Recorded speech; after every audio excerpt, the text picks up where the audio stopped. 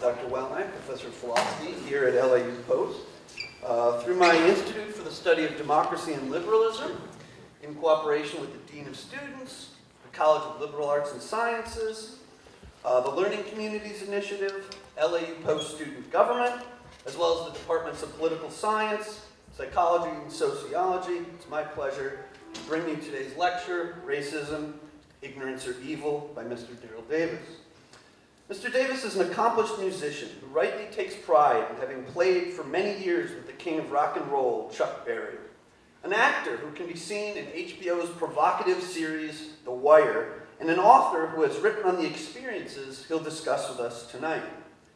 Mr. Davis embodies the philosophical ideal associated with Socrates, the desire to converse with others in order to both teach and be taught, in the hope that mutual respect and understanding can arise. Mr. Davis has taken this Socratic mission to an almost superhuman level, in my opinion. He attempts to converse with individuals of a group, the Ku Klux Klan, whose ideology is thought to make communication, particularly with a black man, simply impossible. Mr. Davis shows this is not correct. It is about this mission that Mr. Davis will speak tonight, followed by some time for questions, I hope, from the audience. So let us welcome Mr. Davis.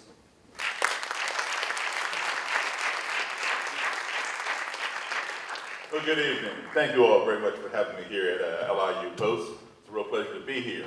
Let me give you just a little bit of background on myself so you'll understand where I'm coming from and what has led me to do some of the things that I've done. I was a child of parents in the U.S. Foreign Service, so I lived overseas quite a bit as a child as an American embassy brat. And then going to college, I went to Howard University in Washington, D.C., where I graduated with my degree in music. And since then, since 1980, when I graduated, I've been a professional musician ever since, playing all over this country and around the world. Combining my travels with my parents as a child to my ones as an adult, as a professional musician, total I've been in 53 different countries around the world, on 6 continents. So I've literally seen a multitude of ethnicities, religions, cultures, etc. And all of that has helped shape who I've become today.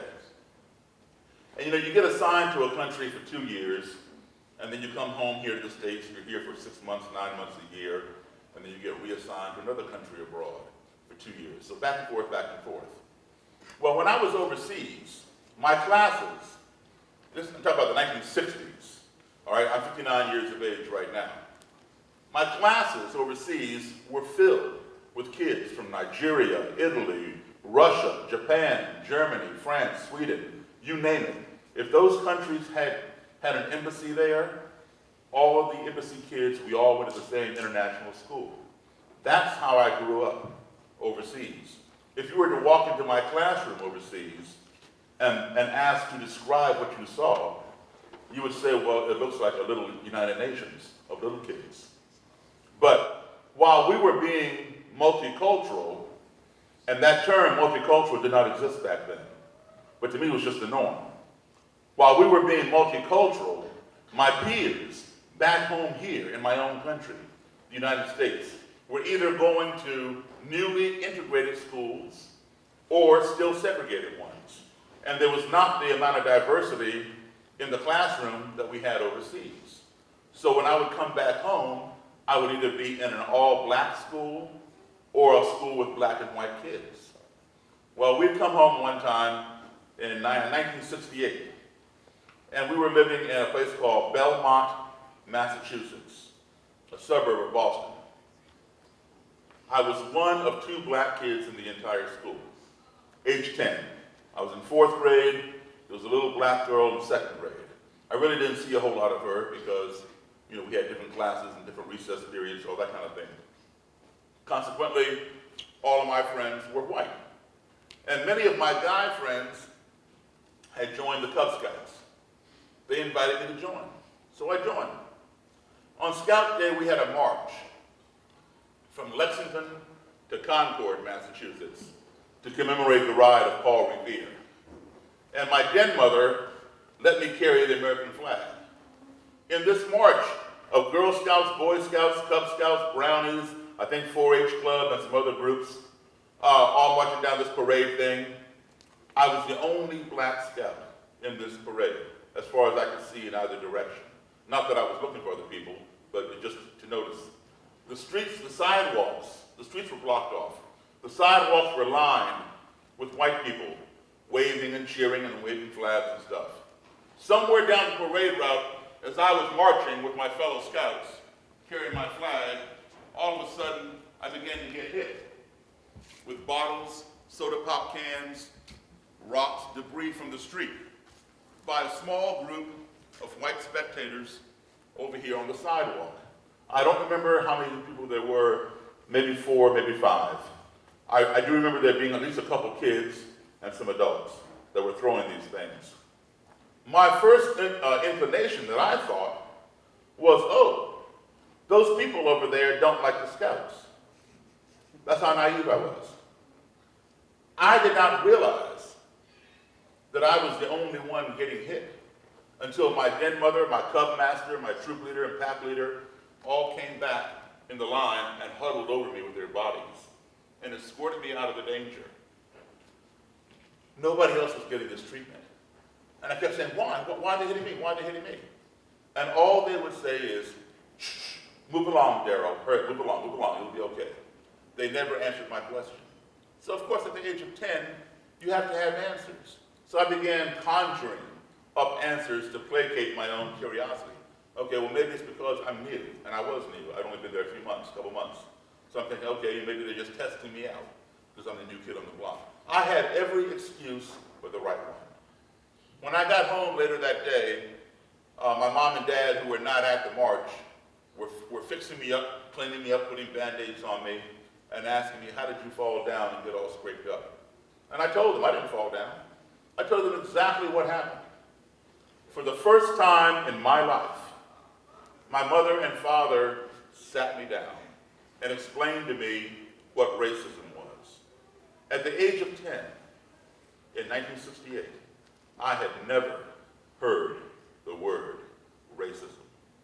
I had no idea what they were talking about. But when they told me why these people were throwing things at me and trying to hurt me, I literally did not believe my parents. I thought my parents were lying to me. I could not get my head around the idea that someone who had never laid eyes on me, someone who had never spoken to me, someone who knew absolutely nothing about me would want to inflict pain upon me for no other reason than this, the color of my skin. It made no sense. And so my parents had to be lying because people don't do things like that. Why they were lying, I had no idea. I didn't have big brothers and sisters to tell me things, that they'd gone through or whatever. I relied on my parents. And my parents always told me the truth. If I had a problem, they solved it for me or gave me the tools by which I could solve it. If I had a question, they either gave me the answer or gave me the tools by which I could derive the answer. But they never lied to me. But on this day, I truly believed they were lying. I didn't know why, but they were lying. Well, more and more things began happening, which I didn't understand. And then on April 4th, that same year, Martin Luther King was assassinated. And then the whole country went up in flames with rioting, looting, burning down places. And those riots that you people, you all weren't around for those in '68, but I remember them clear as a bell. But you all were around in recent years, in the last couple of years, where you saw the riots in Ferguson, Missouri, and the riots in Baltimore, Maryland. Trust me, those riots in Ferguson and Baltimore were Mickey Mouse compared to what happened on April 4th, 1968. And while I still did not understand why some people on both sides of the fence had an issue with the color of someone's skin, I then realized that my parents had not lied to me. They had told me the truth. But I just didn't know why people had an issue with race. And so I formed a question in my mind at that time. And that question was, how can you hate me when you don't even know me? And for the next 49 years, I've been seeking the answer to that question. Well, at the end of that summer of '68, we went back overseas to what I would call normalcy. I was around people from all over the world, and I never had any problems with anybody. But every time I'd come home, there would be some issue because of the color of my skin, and I still had not found my answer. So I went to Howard University. I majored in music. I graduated with my degree in music, and ever since, I've been performing as a musician all over the place. But while music is my profession, studying race and race relations became my obsession, looking for that answer to how can you hate me when you don't even know me. I bought tons of books on white supremacy, on black supremacy, on the Ku Klux Klan, on the neo-Nazis, on the Nazis in Germany, on anti-Semitism, you name it, I've got it. And I read them all, and I never got the answer. I would ask people, they couldn't answer me. So I played a gig in 1983 at a place called the Silver Dollar Lounge in a town called Frederick, Maryland. Frederick, Maryland is about 40 miles outside of Washington, D.C. And the Silver Dollar Lounge was located on a truck stop plaza where truckers come through off the state highway, passing through. They would stop, stay at the motel. The motel is right above the lounge, or go to the restaurant across the parking lot, or go to the truck garage and gas station to gas up, or get repairs done, or whatever. The Silver Dollar Lounge, located in the bottom of the motel, the truck stop motel, was an all-white lounge. And when I say all-white, I don't mean that blacks could not go in there. What I mean is that blacks did not go in there, and that was by their own choice. And it was a good choice, because they were not welcome. And in 1983, country music had made a resurgence in this country. There had been a movie called Urban Cowboy, with this mechanical bull and all these line dances and all that kind of stuff. So a lot of bars that were playing top 40 and disco and R&B and whatever else, they had crossed over to country. So as a working musician, if you wanted to continue working full-time, you played country. So I joined this country band, and I was the only black guy in the band, and consequently, usually, not always, but usually, the only black guy wherever we played. Well, here we are one evening rather, in the Silver Dollar Lounge. Now the band had played there many times before. It wasn't my band, it was a friend of mine's band. And so here I joined the band, and now I'm in the Silver Dollar Lounge. Well, after the first set, we came down off the bandstand on break. I'm walking across the dance floor to go sit at the band table with my bandmates. And this white gentleman, probably in his mid-40s or so, gets up from his table, walks across the dance floor, and puts his arm around my shoulder. And I stopped and turned around to see who's touching me. And he says, "Man, I really enjoy your all's music." I said, "Thank you, sir." I shook his hand. He said, "I've seen this here band before, but I had never seen you before. Where'd you come from?" I explained to the guy that I had just joined the band a couple months ago, and yes, he probably had seen them before, because they've been here before, but this is my first time. He says, "Well, man, I really like your music." I said, "Thank you again." And then he goes on to say, "This is the first time I ever heard a black man play piano like Jerry Lee Lewis." How many of you all ever heard of Jerry Lee Lewis? A couple people, okay.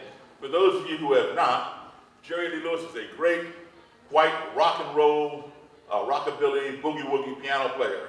His heyday was in the 1950s at the advent of rock and roll. His contemporaries would be people like Chuck Berry, Little Richard, Fats Domino, Elvis Presley. Okay, people of that ilk. If you don't know the name Jerry Lee Lewis, you probably heard his songs. If you think of a song called Goodness Gracious, Great Balls of Fire, or A Whole Lot of Shaking Going On, think about that rollicking piano in there. That's Jerry Lee Lewis. So the guy says, "This is the first time I ever heard a black man play piano like Jerry Lee Lewis." Well, I wasn't offended, but I was kind of taken aback, surprised, like, doesn't he know? And I said to the guy, and I wasn't trying to be a smart aleck or try to be facetious. I said, "Where do you think Jerry Lee Lewis learned how to play?" And he says, "What are you talking about?" I said, "Well, Jerry Lee Lewis learned that style from black, blues, and boogie-woogie piano players. That's where that rockabilly, rock and roll piano came from." "Oh, no. Jerry Lee invented that. I ain't never heard no black man play piano like that except for you." So I assured him that Jerry Lee did learn from black people. I told the guy, "Look, I've known Jerry Lee Lewis since I was 13 years old. He's told me himself where he learned how to play. The guy did not buy that I need Jerry Lee. He didn't buy that Jerry Lee learned anything from black people. But he was fascinated with me and wanted to buy me a drink. So I don't drink. I went back to his table and had a cranberry juice with him. And he had a buddy sitting next to him. The waitress brings my drink, he pays her. He takes his glass and he clinks my glass and cheers me. And then he says, you know, this is the first time I ever sat down and had a drink with a black man. Well, now the first thing that I'm thinking is, this guy is having a night of firsts. Because, you know, I could not get my, understand how it is in my 25 years on the face of this earth, in 1983, I was 25 years old, I had sat down with literally thousands of white people, had a meal, a beverage, a conversation. This guy in his mid-40s probably had never done that. I didn't understand. I questioned him. I said, why? He didn't answer me. He stared at the tabletop. I said, why? His buddy said, tell him, tell him, tell him. I said, tell me. And I truly didn't know. He looked back at me just as plain as day, and he said, I'm a member of the Ku Klux Klan. Well, I burst out laughing, because now I did not believe him. You know, like I told you, I have just about every book written on the Klan. And in none of my books is talk about how a Klansman will come up and embrace a black man, praise his piano playing, want to hang out and buy him a drink and all that kind of stuff. It doesn't work that way. So I thought the guy was, jerking me around. So while I'm laughing, he goes inside his pocket, pulls out his wallet, flips through, and hands me his Klan membership card. I look at this thing, whoa. I recognize the Ku Klux Klan insignia, which is a red circle with a white cross and a red blood drop in the center. Wow, this thing is for real. So I stopped laughing. I gave it back to him, and we talked about the Klan and some other things. And he gave me his phone number and wanted me to call him anytime I was to return to this bar with this band, because he wanted to bring his buddies, his Klan buddies, to see me play piano like Jerry Lee Lewis, Klansmen and Klanswomen. And so I would call him every 6 weeks whenever we were coming there. And he would come, and he'd bring Klansmen and Klanswomen, and they would gather around and watch me play. And when I finished, I would usually go over to his table to say hello, whatever. Some of the Klan would stay there because they were curious, they wanted to meet me or talk to me or whatever. But others, when they saw me coming, they would like scurry away. They wanted nothing to do with me, didn't want to shake my hand, didn't want to talk to me, just wanted to watch me from afar. So that was fine. Well, this went on until the end of 1983. I quit that band, and I went back to playing rock and roll and R&B and whatever else was going on in 1984, music-wise. Then it occurred to me a couple years later, who better to ask to get the answer to my question, how can you hate me when you don't even know me, than to ask someone who would join an organization whose whole premise is hating those who do not look like they look, who do not believe as they believe. Why not ask somebody who would join the Ku Klux Klan? There you would find your answer. So I decided I was going to write a book on the Klan. And I would go around the country. I was going to start in Maryland. I'm from Chicago originally, but I live in Maryland now. I'm going to start in Maryland, interview the Grand Dragon. Grand Dragon means state leader. Imperial Wizard means national leader. Interview the Grand Dragon, the Imperial Wizard, whoever, and some rank and file members, and then go up north, go down south, go to the Midwest, go to the West, and get different Klan responses to my question. So I tracked down that Klansman. He did not want to participate in what I wanted him to do. I wanted him to introduce me to the Klan leader from Maryland, the Grand Dragon. He didn't want to do it. He was fearful for his own safety as well as mine if he were to take a black man to meet this Klan leader. The Klan leader's name, the Grand Dragon's name, was Roger Kelly. And he told me he would not do that. He was afraid. I said, well, I'll tell you what. Give me Roger Kelly's address and phone number, and I will go to his house. And he said, no, Daryl, I can't do that. Well, I twisted his arm, not literally, but figuratively, begging and pleading for this information. He gave me Mr. Kelly's home address and phone number on the condition that I not reveal to Mr. Kelly where I got it. And then he warned me. He said, Daryl, do not go to Roger Kelly's house. Roger Kelly will kill you. And then he told me about another place, a bar up in Frederick County that was a Klan bar. In other words, the Klan hangs out there. And he says they're there on Saturday nights. If you go up there, you probably run into Roger Kelly if he's not out of town having a Klan rally or something. So I went up there one night, and he said, I don't guarantee Roger Kelly will even talk to you, but you're safer to approach him in a public place than to go on his property. I said, okay. So I went up there one night, and Roger Kelly had been there, but he wasn't there then, and so I didn't get him. But I had my secretary give him a call on Monday morning, and she worked out of my house. I said, here's the number, give him a call. I said, tell him that you're working for somebody who's writing a book on the Klan. Would he consent to sitting down with your boss and having an interview? And then I told her specifically, do not tell Roger Kelly that I'm black, unless he asks. If he asks, don't lie to him. But if he doesn't ask, don't tell him. If he agrees to the interview, he'll figure that out right when we meet. So she said, okay. Now, the reason being, I had the phone number. I could have called him myself. But I didn't want to talk to him on the phone because I figured he might detect in my voice that I'm black and say, I'm not talking to you, click. And then my whole project would have ended before it even got started. But I knew, because my secretary's white, I knew that if she called him, he would know this is a white lady. And he would not automatically think that this white woman is working for a black man, especially a black man who's writing a book on the KKK, because they didn't exist. My book is the first book written by a black author on the Klan, from the perspective of going around the country and interviewing these people face to face. So she called him and asked him about the interview. He agreed to do it. He didn't ask what color I was. Okay, so we set it up for the motel room, for a motel room in the motel right above the Silver Dollar Lounge. So Mary, my secretary, and I, we get there several hours early, way in advance. I gave her some money, sent her down the hallway to the soda machine, the ice machine, to get some soda pop, fill up the ice bucket, get my soda cold, and set it on the dresser. So that way, when Mr. Kelly arrived, I would be able to offer him a cold beverage. I had no idea what this man was going to do, but I wanted to be hospitable. I didn't know if he was going to, once he saw me, would he come in the room and sit down and talk to me? Or would he say, I'm not talking to you, and walk away? Or would he attack me? I had no idea.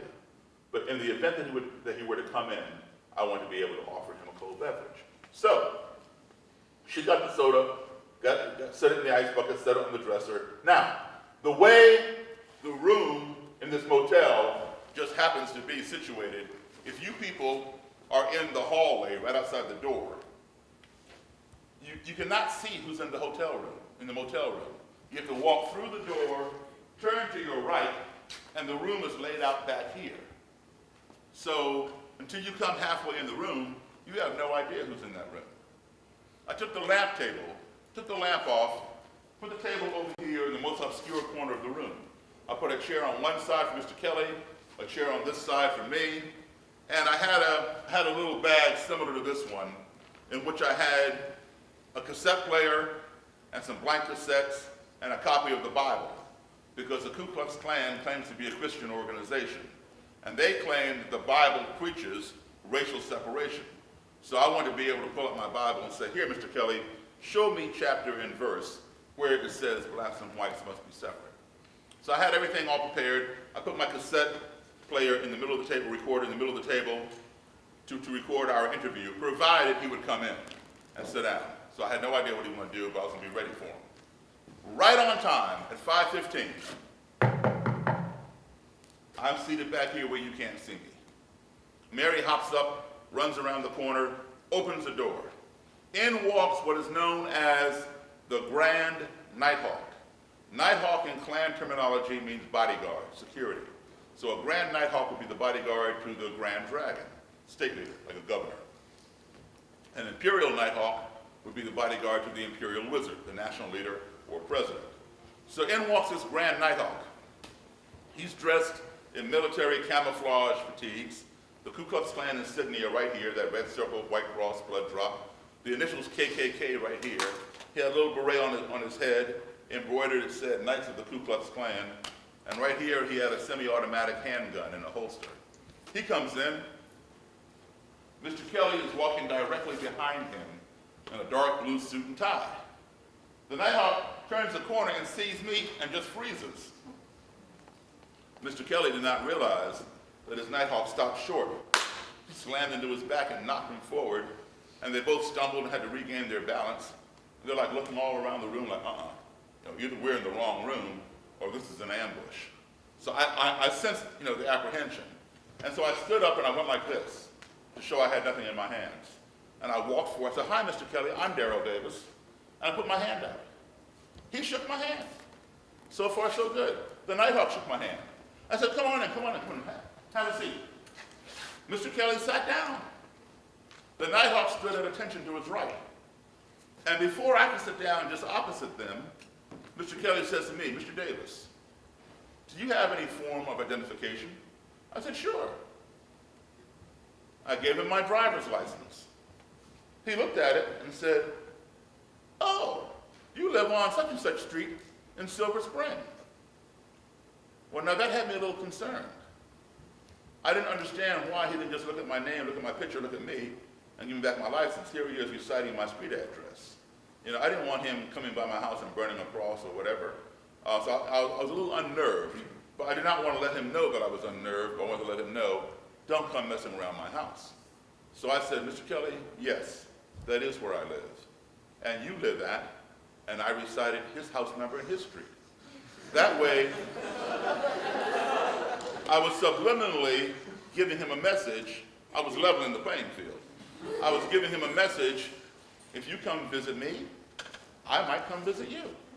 So let's just confine all this visiting to this motel room. Right? So he smiled, he nodded as though he understood what I was implying, and we got on with the interview. Now, I did not realize that day, it was many months later, that I realized I had no reason to fear Mr. Kelly coming to my house. I was being presumptuous that day. What it was pure coincidence. What it was this. One of Mr. Kelly's Klan members lived right down the road from my house. I didn't know that. And Mr. Kelly would have to travel down my street to get to that guy's house. He just recognized the street, that's all. It was pure coincidence. I had no way of knowing that particular day. Today, that same Klan member that lived down the road from me sits in a federal prison in the state of Maine for committing a hate crime. He's there for a long time. So anyway, I had no idea about that, but I went to his trial when he committed this hate crime, months later. Anyway, we got on with this interview, and it was cordial. Mr. Kelly let me know that I was inferior, he was superior. I was inferior because I'm black, and my brain is smaller than white people's brains, and all this other kind of stuff. And nobody got violent or too loud. I mean, every now and then he might beat his fist on the table to drive home a point, and he might say something to the effect of, "Mr. Davis, the Bible says," when he said that, I'd reach down into my bag, I'd pull out the Bible and hand it to him to show me where it says this. Or if my cassette player ran out of tape, I'd reach down to get a fresh cassette. Every time I reached like this, the Nighthawk would reach like this. And after a while, he realized there was no threat in the bag, and he relaxed.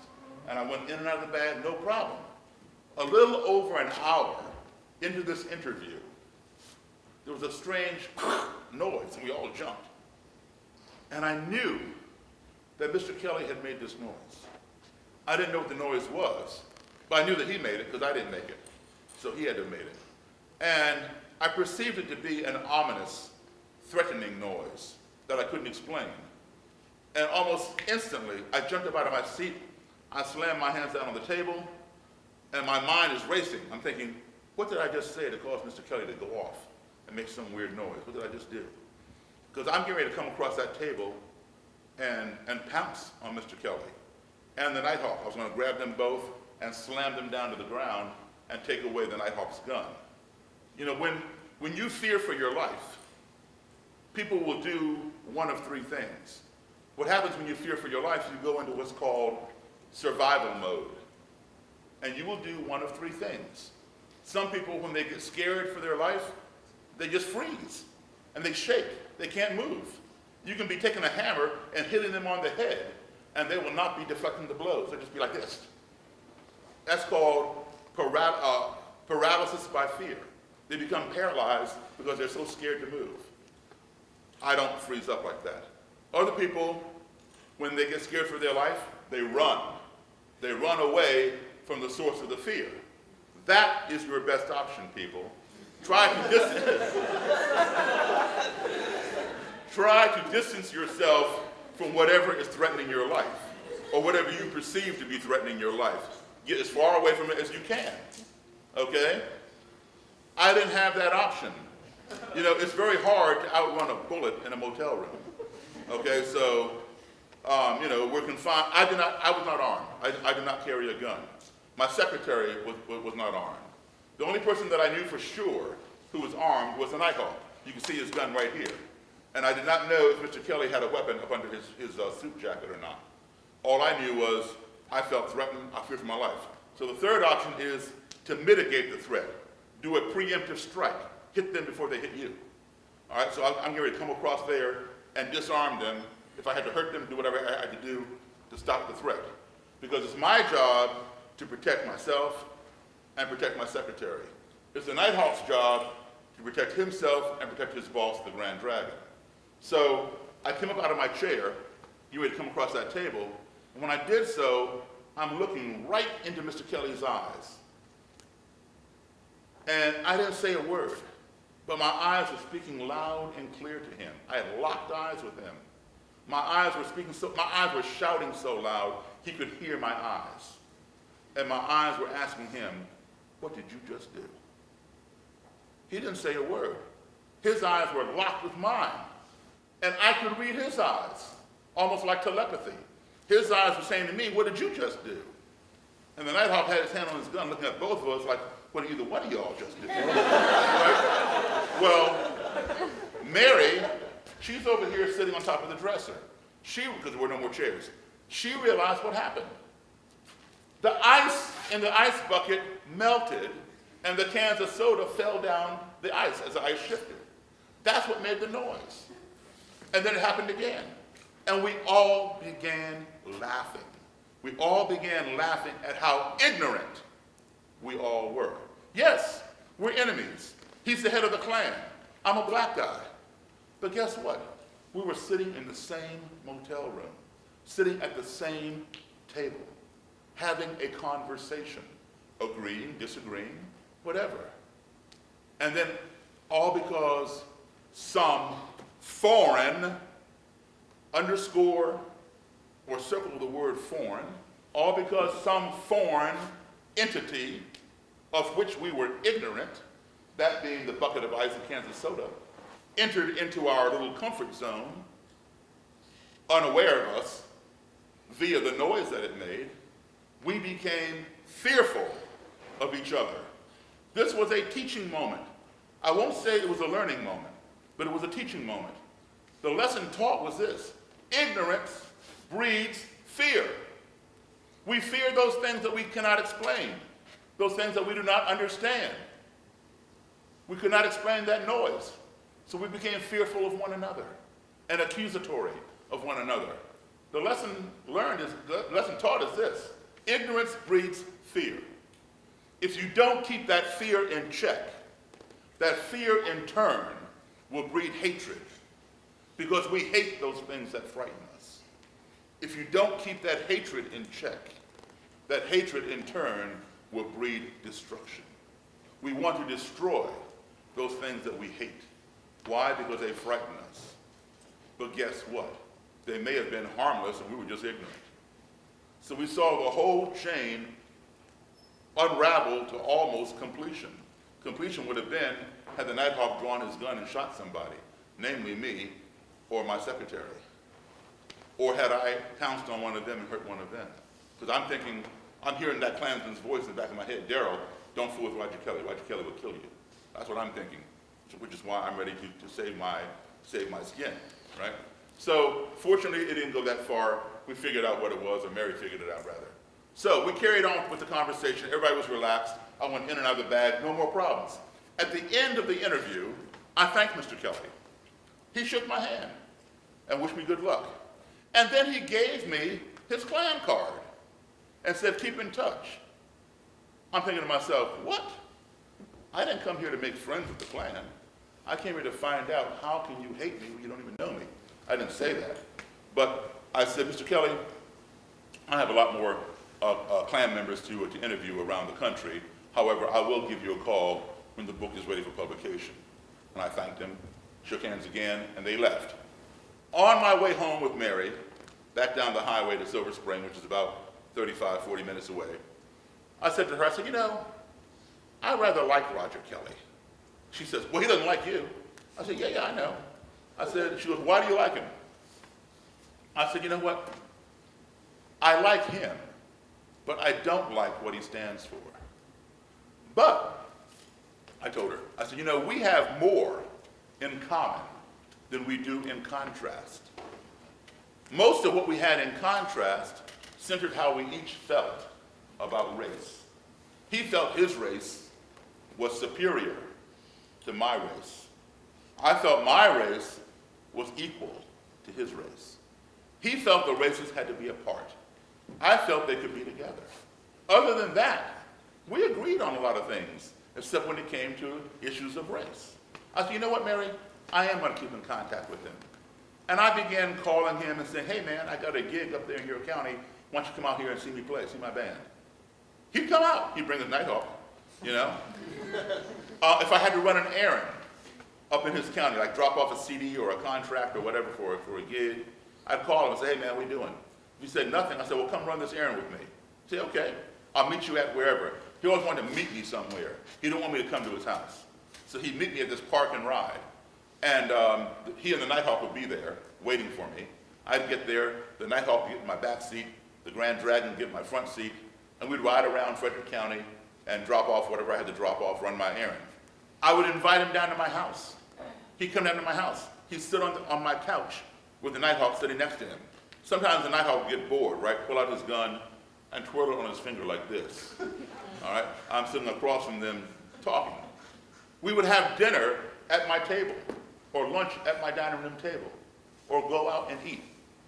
Now here is a man who thinks I'm inferior and he's superior, yet he's eating with me at my table in my house, or out across the street at some restaurant. This went on for a couple years. Sometimes I would invite over some of my Jewish friends, some of my other black friends, some of my white friends, just to engage Mr. Kelly in conversation with other people other than me. And this went on for a couple of years. He never invited me to his house. But within a couple of years, he was coming down to my house by himself. No Nighthawk. He trusted me that much. After a couple of years, he got promoted from Grand Dragon, state leader, to Imperial Wizard, national leader. He began inviting me to his house. I would go to his house. Now, I'm telling you about Roger Kelly tonight. There are many other ones. Some of them would talk to me, some of them would not talk to me, some of them wanted to fight with me and all that other kind of crazy stuff. But we'll get to them a little bit later. Mr. Kelly began inviting me to his house. I would go to his house, I would see his Klan den where he'd have his Klan meetings, I'd take some more notes, take some pictures from my book, and then he began inviting me to Klan rallies. So I'd go to these Klan rallies to see what's going on. And they'd have this big 20 to 30 foot wooden cross. The cross has been wrapped in burlap, and the burlap has been soaked in what they call Klan cologne, which is actually diesel fuel or kerosene. And then they get on, all the Klansmen and Klanswomen get on their robes and hoods, and they have these torches that are lit on fire. And they parade around in a circle around the cross. And then he calls, Klansmen halt, and they all halt. And then he said, for God, for race, for country, so forth and so on. Little soliloquy. He says, Klansmen approach the cross, and they all close into the cross. Klansmen light the cross, and they throw their torches at the base of the cross. All of a sudden, whoosh, this big thing is on fire. And then they all gather around, and there's a podium there, with the red circle and white cross and blood drop, and the Grand Dragon and the Imperial Wizard get behind the podium and start giving all these speeches, all these racist speeches about white supremacy. This land was discovered by white people. The Constitution was written by white people. This is a white man's land. Everybody else needs to get out of here, and so forth and so on. So I'm listening to all this, taking more notes, all kind of thing. Well, CNN, the cable news network, they knew who I was through music. They knew who Roger Kelly was through the Klan, and they'd gotten wind of this black man going to these Klan rallies and stuff. And they contacted me and wanted to know, could they do a story? I said, sure. They wanted to know, when's the next time you're going to a Klan rally? I said, well, I'll let you know. So the opportunity arose. It was going to be on a Saturday. I called CNN and said, okay, hey, I'm going to this Klan rally on Saturday, whatever the date was, that particular summer. And they said, okay, are you performing anywhere the night before, Friday night? I said, yeah. They said, well, we want to come out and film you doing what you normally do, for a living. I said, okay. So I gave them the name to the club and the club owner's name. They called them, got permission to come there and film. And so they showed up at my gig. They filmed my gig Friday night. And then CNN came to my house, and they followed me all the way up, about 2 hours up the road to this Klan rally. And they asked, to me, they said, do you think Roger Kelly will even talk to us? I said, I'll do better than that. When this rally is over, I will get Roger Kelly, the Imperial Wizard, to come back to my house. And you can interview the head of the Ku Klux Klan inside a black man's house. I said, whoa, okay. So when the rally was over, I spoke with Mr. Kelly, and he agreed to come back to my house. He drove 2 hours out of his way, no Nighthawk, all the way down to my house, and he sat in my basement and interviewed with CNN.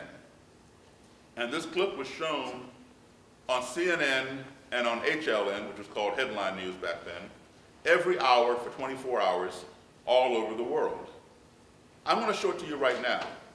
And I want you to pay particular attention to what Mr. Kelly says.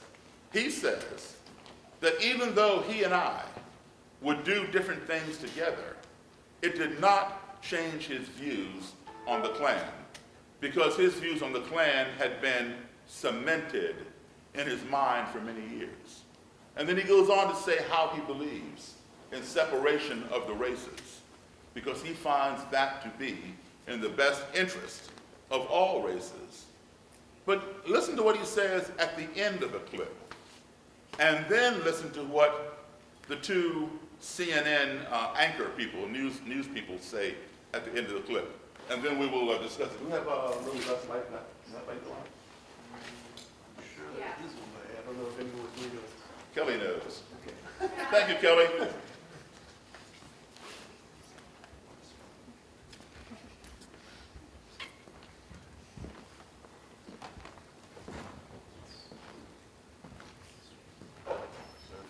Great. Thank you. Should I start? Yeah. This is CNN.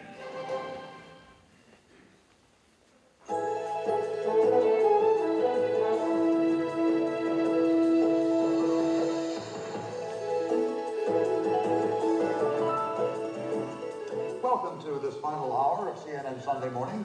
I'm Bob Kane, and today for Miles O'Brien. Good morning to you all. I'm Joey Shutt. Friendship can transcend all kinds of boundaries. Just look at us. And two men in Washington area are showing that even an African-American man and a member of the Ku Klux Klan can find common ground. CNN's Carl Rochelle reports. Daryl Davis plays a hot piano. It's part of the show, and it makes him stand out.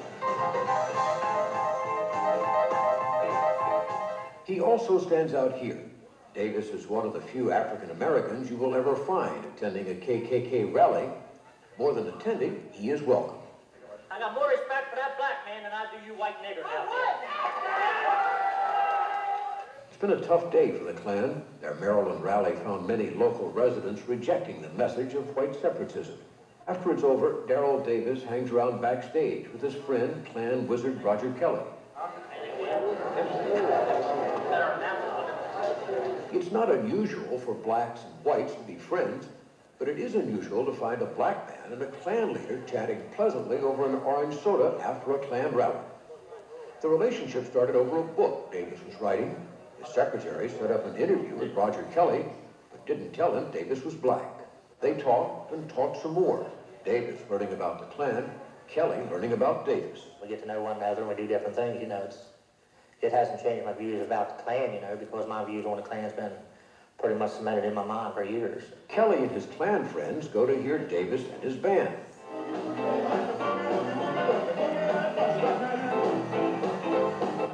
And Davis goes to their rallies. I sat on the front row and listened to each Klansman speak.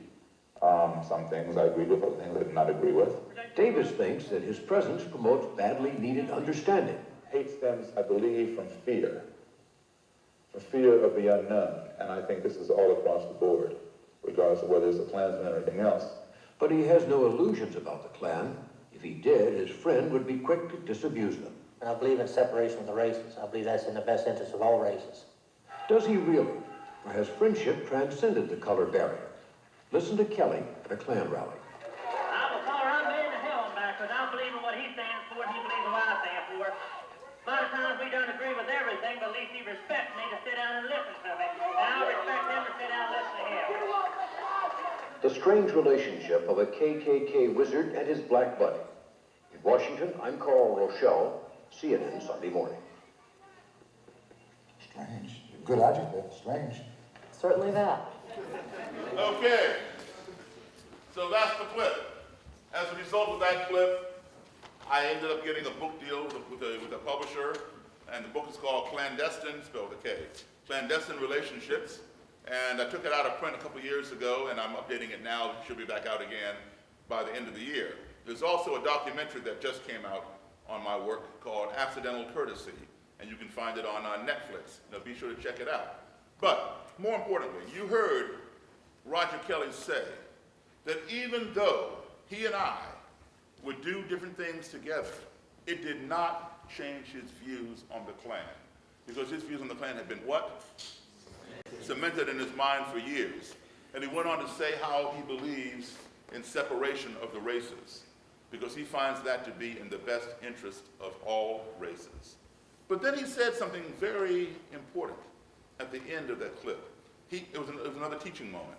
He didn't realize it though, but it was. He said something that we all should take home with us and apply in our daily lives. He said that he respected me. You hear him say that? The imperial wizard of the Ku Klux Klan respected me. I'm his enemy. I'm a black guy. He said, we may not agree on everything, but at least he respects me to sit down and listen to me, and I respect him to sit down and listen to him. That is very important, folks. If you don't take anything at all from this lecture tonight, take that with you and apply it. You can apply it to anything, not just race, any topic. If you have an adversary, for example, take race off the table. What are some of the hot topics? Abortion, nuclear weapons, global warming, the environment, the current administration, the war in Iraq, whatever. You're on one side, somebody else is on another side. Give that person a platform.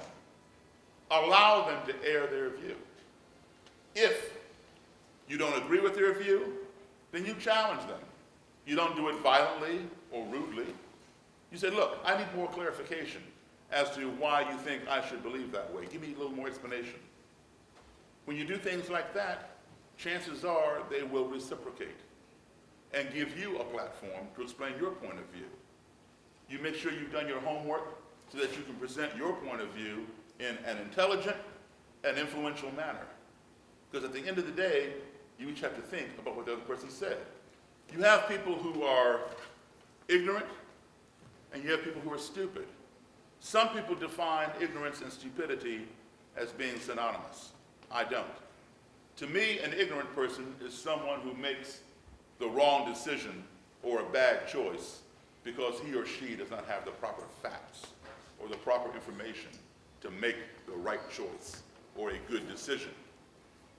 Give that person the facts, give that person the information, you have alleviated their ignorance, and they can make a good choice.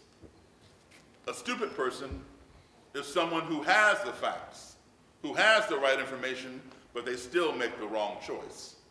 So for example, let's say I have a room, right?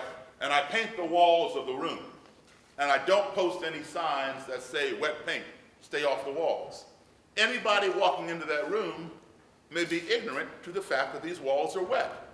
And they might go and lean up against the wall and get paint on their clothing because they didn't know. How do I fix that? I put up signs that say stay off the walls, wet paint.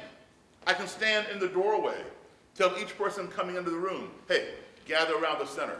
I just painted the walls 10 minutes ago, they're still wet. So now everybody has the proper information, has the facts to make the right choice, the correct decision.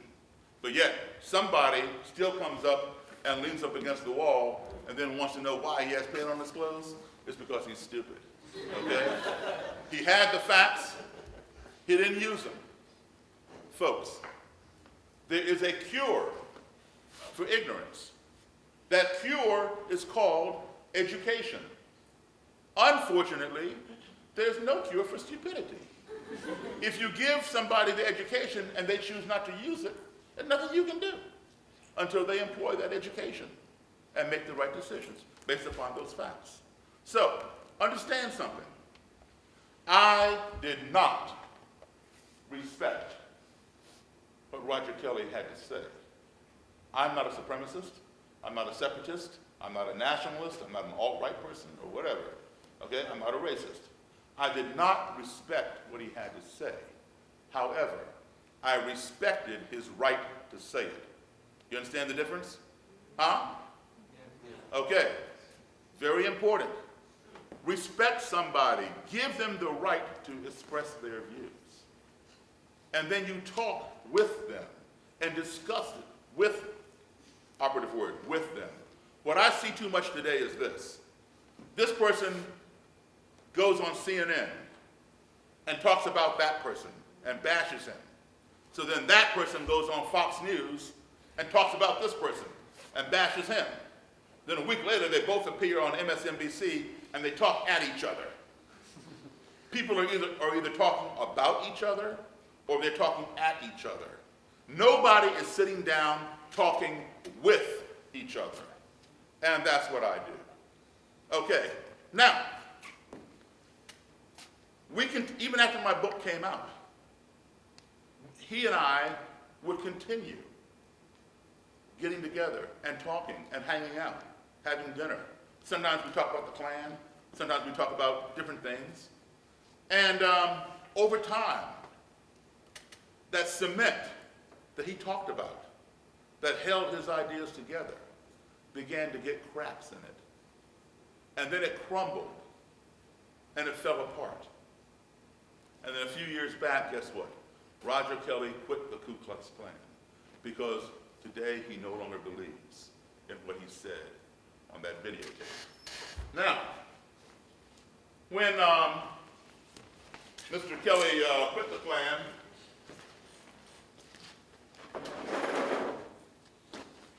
he gave me his robe and hood.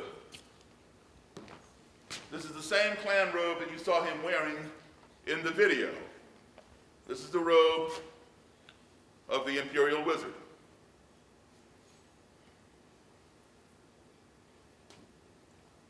This is called a Mayoke or a blood drop emblem, thing that I was describing to you earlier. This is the robe of the Grand Dragon. This, of course, is what they call the hood or the helmet.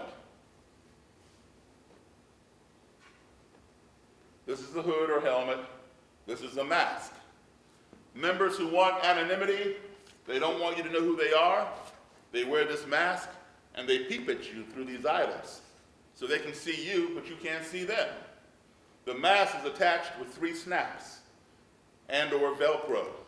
If they don't care that you know who they are, they just unsnap the mask, pull it off, and the face is exposed under the hood. And you saw both types in that clip. People with their faces covered, people with their faces exposed. Blue or purple are the imperial colors. And you have a choice. You can wear a cotton robe, a white cotton robe with blue adornments, a blue cape, blue stripes, a blue sash, or purple. Or if you prefer satin, you can wear a full blue satin robe or a full purple satin robe. There's no difference. It's your choice whether you want satin or cotton or blue or purple. Green is the imperial level. So a Grand Dragon would wear a white cotton robe with a green cape, green stripes, and a green sash. And of course, the blood drop emblem. This Grand Dragon also has a dragon patch on here. Or you could have a full green satin robe, such as this one. This belonged to another Grand Dragon. This guy wore 2 mayos, or blood drop emblems. And he has his American flag and his Confederate flag here. Same thing on both sleeves. This guy, his name, Bob White, Robert White. When I was in my late teens, Bob White was the Grand Dragon. And I heard on the news, I didn't know him personally, I heard his name. It was on the news that he had been arrested and charged with conspiring to bomb a synagogue in Baltimore. He planted the bomb at the base of the synagogue. He went to prison for 4 years. He continued running the Klan from within the prison through his guys on the outside. When he got out, he continued running the Klan. And then later on in my adult life, he went to prison again for 3 years for assault with intent to murder 2 black men with a shotgun. So when I started writing my book, I thought about Bob White, and I looked him up. He was still in prison, but he was due to get out in a few months. So I contacted him in prison. I wrote him a letter. I found out which prison he was in, got his number, and sent a letter to the prison. I did not tell him I was black. And I asked him, would he consent to giving me an interview? He wrote me back, said yes. He was very angry, very vehemently racist and violent. He hated black people, hated Jewish people, hated everybody except himself. And he had a lot to say about that. Anyway, so he continued writing me and stuff. This was in November. In December, he sent me a Christmas card that he made in prison. Still not realizing that I'm black, right? So in January, we write back and forth. In January, he writes to me and he says, listen, we have corresponded several times now. Why is it that you've not told me that you're black? So he had some of his Klan people on the outside, I guess, show up at my house or show up somewhere and track me down and find out who I was. And he was informed. So now he's all bent out of shape. So I wrote him back and I said, listen, man, it doesn't matter whether I'm black or white or green or anything else. I said, you said you're going to sit down and talk to me and tell me the truth. I said, does the truth change if the color of my skin changes? The truth is the truth. So he wrote me back and he said, yeah, you're right. I will tell you the truth. He said, send me your phone number.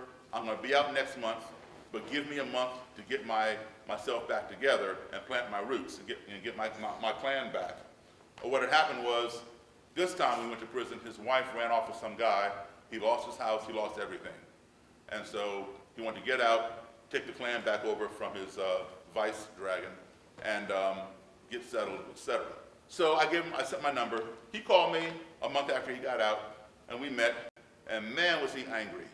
He was vehemently racist. But we continued talking, and so on and so on. He began rethinking over time his position and not blaming everybody else, like blacks, like Jews, like white people who like black people, or anybody else who he formerly disagreed with. He began doing a little introspection. Now, as a Klan leader, that's just a title. You have to have a job. Now, yes, if you're a leader, you get a small stipend out of the dues that you collect from your membership, but not enough to make a living on, unless you're siphoning and embezzling dues, which a lot of people do, which causes people to leave the Klan and form their own Klan groups, what's called splinter groups, all right? So you have to have a regular job. His regular job, while he was head of the Klan,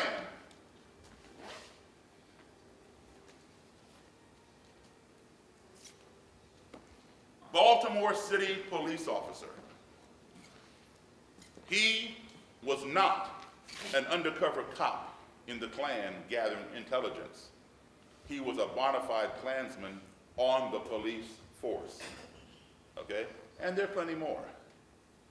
He went on to become one of my best friends, which is why I have his police uniform and his robe and other Klan paraphernalia, because he knows I go around the country giving lectures. He gave it up and became a good friend of mine.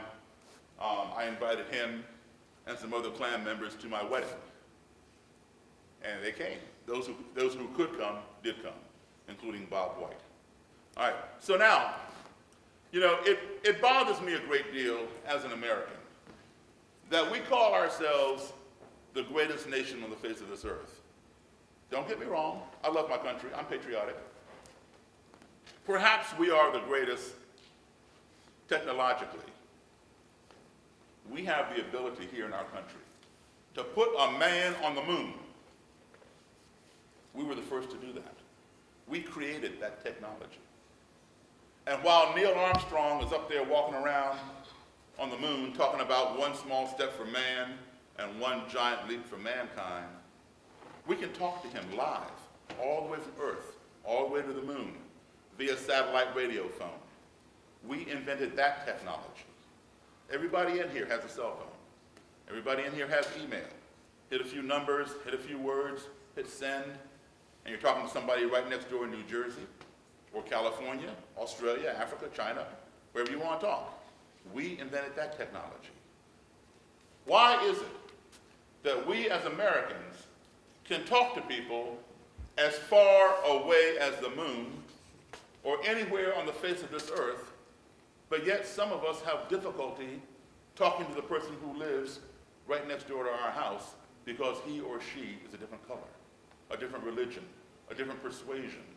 It seems to me that before we can call ourselves the greatest, our ideology needs to catch up to our technology. And once we get them both up there, then we can truly brag about how great we are. Because folks, you know what? We are living in the 21st century. We are living in space age times. But yet there's still too many of us still thinking with Stone Age minds. And we've got to change that. And we can change it. What did I say I majored in?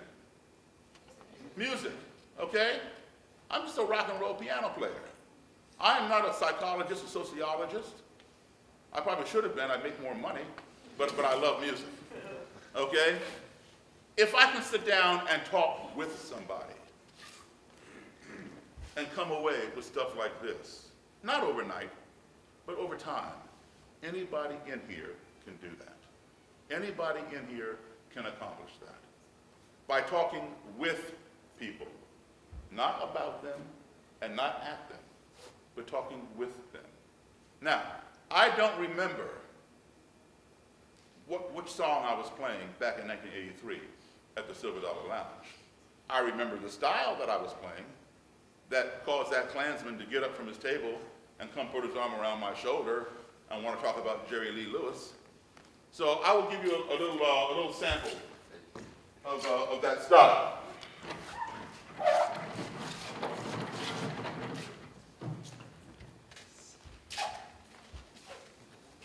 This kind of music is the foundation of rock and roll. I played the man who invented rock and roll, Chuck Berry, for 32 years, on and off. As many of you probably know, he passed away March 18th of this year, just last month. His funeral was April 9th, and I was there playing for his funeral and speaking to everybody in attendance for his family.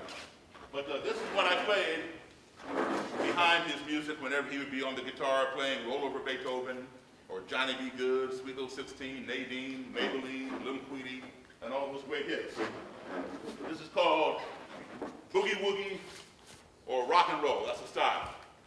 And this is what Jerry Lee Lewis would play, what he learned from black people.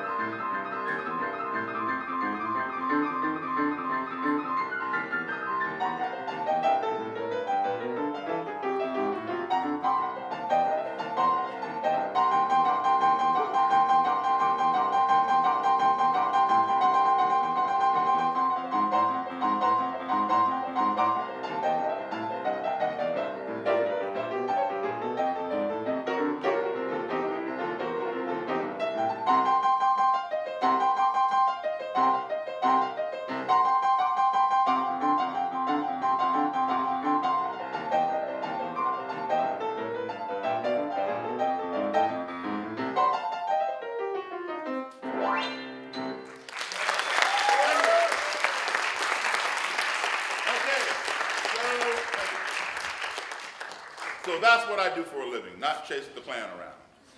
Okay? Any questions? If you want, we've got a microphone. If you want to line up, that'd be helpful.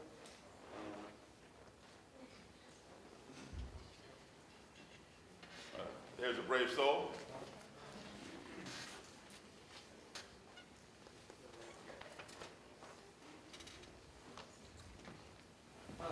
Yes, Good evening. How are you? fine. Yeah, just yesterday, myself, my brother, and some other students, we watched your documentary.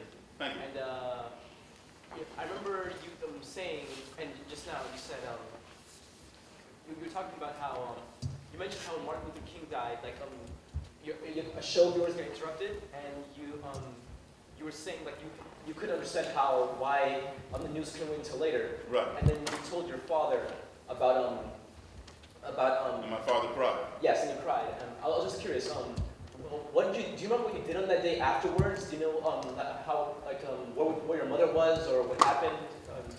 I remember exactly, yes. My parents are from Virginia. I'm from Chicago. My mom was down in Roanoke, Virginia, visiting her parents, my grandparents, on that day that he was assassinated. So I was in the home with my father, just two of us. And the night that when he was assassinated, I was watching TV. And I was watching a TV show that was very popular at the time called Bewitched. And there was this witch named Samantha who wiggled her nose and things would happen. And I could not understand why this newscaster interrupted my program. Why this assassination, whatever was going on, could not wait until the 6 o'clock news, like everything else. But I figured, because I didn't know the importance of this, and but I figured that because this guy interrupted, a TV show broadcast, it must be important. So I went and told my father. And my father, I'd seen my mom cry about different things. I'd never seen my dad cry.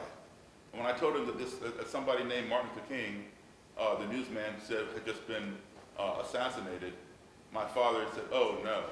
And his head, he was in the room typing, and his head fell into his hands, and he started crying. And he began telling me that he had marched with Dr. King, and began telling me about all these great things that Dr. King had done.